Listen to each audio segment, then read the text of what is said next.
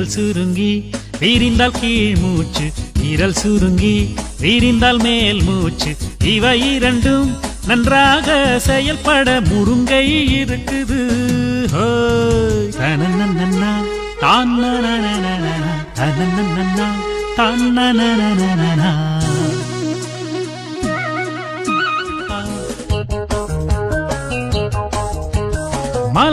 இந்த வீடியோவை பார்க்கும் அன்பர்கள் இது போன்ற வீடியோவை பார்க்க விரும்பினால் தமிழன் tech astro Ravi YouTube channel subscribe செய்யவும்.